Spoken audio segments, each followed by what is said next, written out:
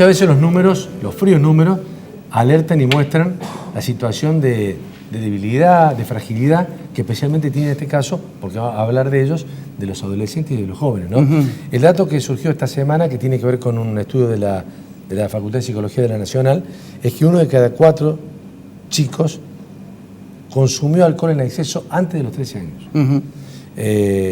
Y después, entre 13 y 18, aumenta mucho, se duplica la cantidad. Pero, ¿por qué ocurre esto? ¿Quién incita, quién permite, quién alienta esto? Bueno, vamos a charlar con el doctor Pascual Rus, que es toxicólogo, justamente de esta situación, me parece delicadísima, que viven nuestros adolescentes, nuestros niños casi, ¿no? ¿Cómo le va, doctor? Gracias por venir. No, gracias a ustedes por invitar. Bueno, ¿por qué se llega a esto? Y si usted considera que esto es un término muy preocupante, los datos de esto. Sí, pero yo creo que nos quedamos cortos, porque lo que pasa es que, bueno, uno que está inmerso en esto está viendo otra realidad, mucho peor. Claro. Porque de pronto es como cuando a uno en la tele le muestran un accidente o a que pasó, estar allí y ver y vivir eso. Es otra cosa.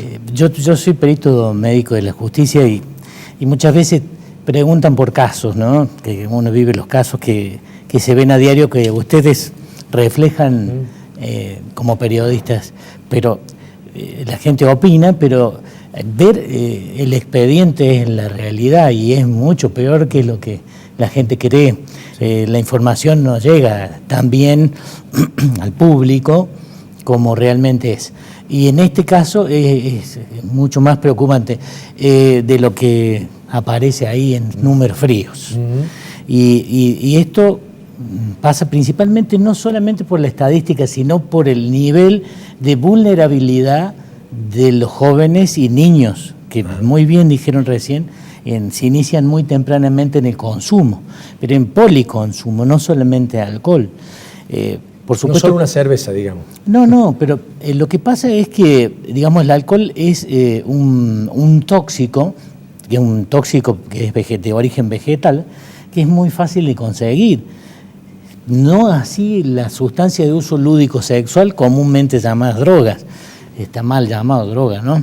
En realidad... ¿Cómo se denomina? Se llaman sustancias de uso lúdico sexual. Ajá. O de abuso, pero tiende a marcarlas como cuál es la finalidad por la cual se las utiliza. Se les consume, claro. Uso lúdico por juego y sexual. Por eso, juego sexual. ¿Por qué se llega a esto, doctor? ¿Por la ruptura de la estructura tradicional de la familia? ¿Se llega por un proceso de desculturización que fue avanzando progresivamente desde unas décadas atrás, varias décadas atrás hasta ahora, con fuertes índices de pobreza, poca asistencia, poca educación, poca salud? Perfecto, sí, es. Principalmente el punto clave es la educación. Primero, yo lo pondría arriba. Segundo, el tema social, las familias se diversifican por un lado.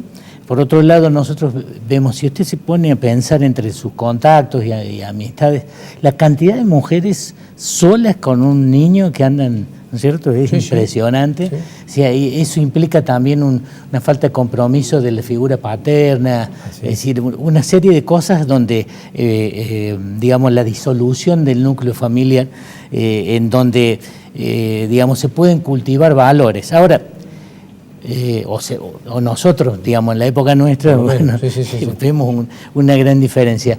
Nosotros tenemos que adaptarnos a los cambios actuales, pero hay ciertos cambios que no se pueden hacer, es decir, llevar por ejemplo, la falta de límites, la falta de controles, que no sé dónde está el chico, que no sé dónde se va, que no tengo ni idea, ¿no es cierto?, qué está haciendo, con quién Sí, está. En muchos casos se asume con naturalidad eso, ¿no?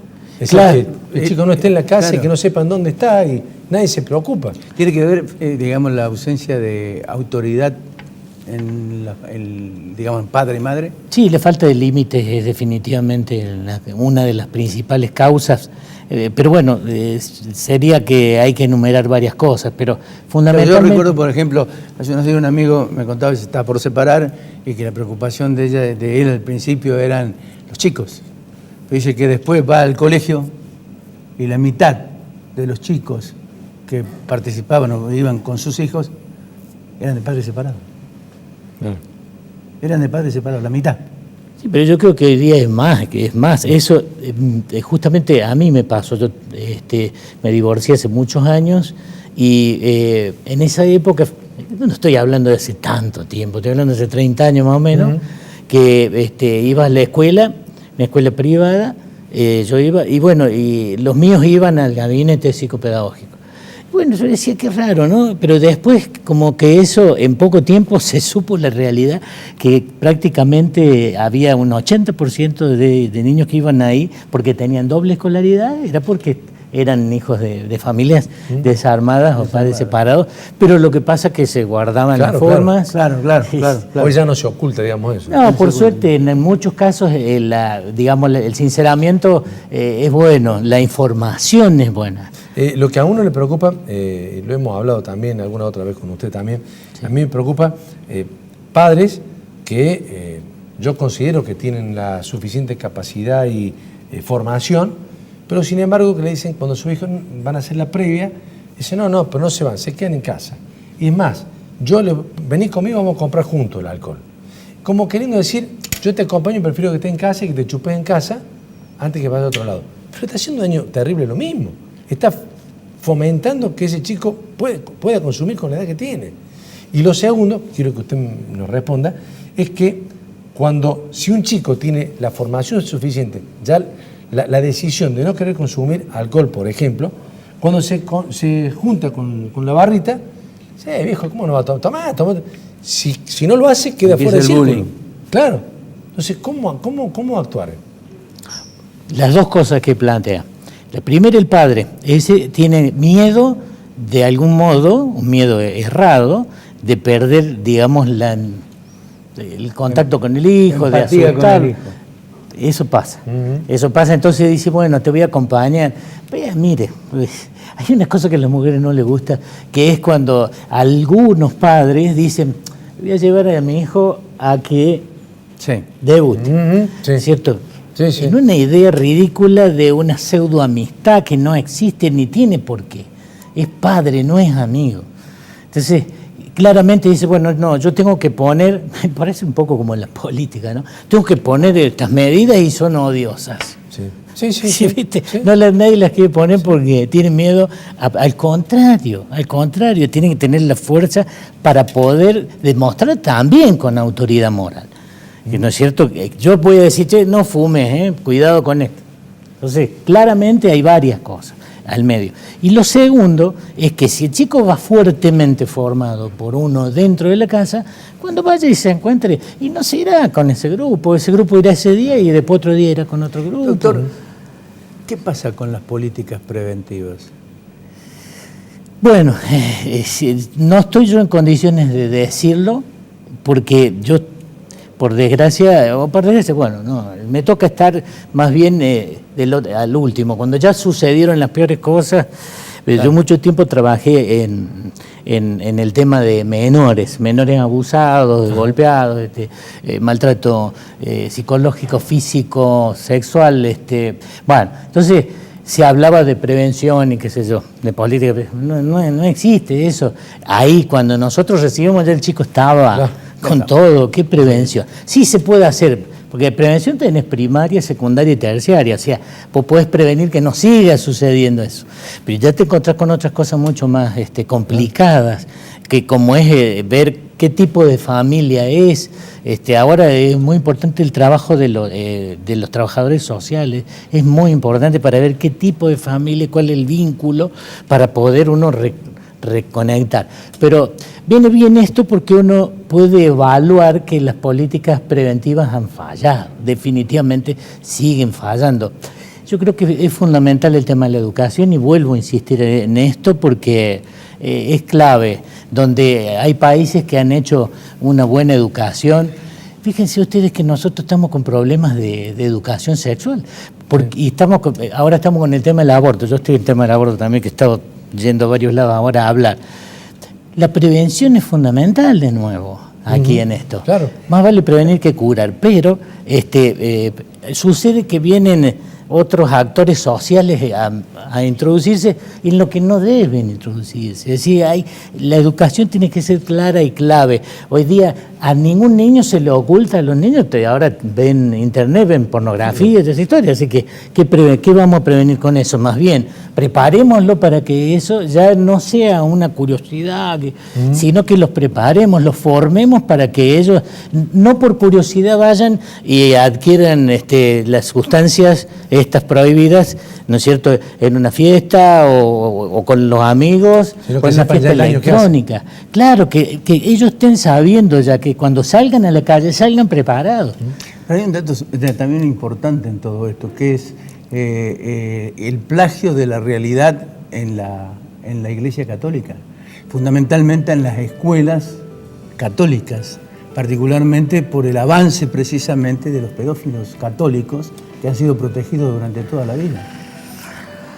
Ay, ese es un drama que yo lo veo bastante en mi profesión. Es un combo, doctor. O sí. sea, son parte integrante de esa desestructuración social y familiar, ética y moral que vive la sociedad hoy. Es impresionante la expresión suya. Desestructuración, ¿qué es lo que pasa dentro de un niño cuando es abusado? Se desestructura. Es una persona que nunca más va a ser normal. Entonces hay una desestructuración, o sea, todo se traduce en lo mismo. Las consecuencias luego son no solamente para ese niño, sino para todo su entorno, toda su familia. Y que uno, de pronto, yo le voy a decir, confíe de pronto el niño en alguien que se supone que no va a abusar de él y resulta que es el primero que está haciéndolo.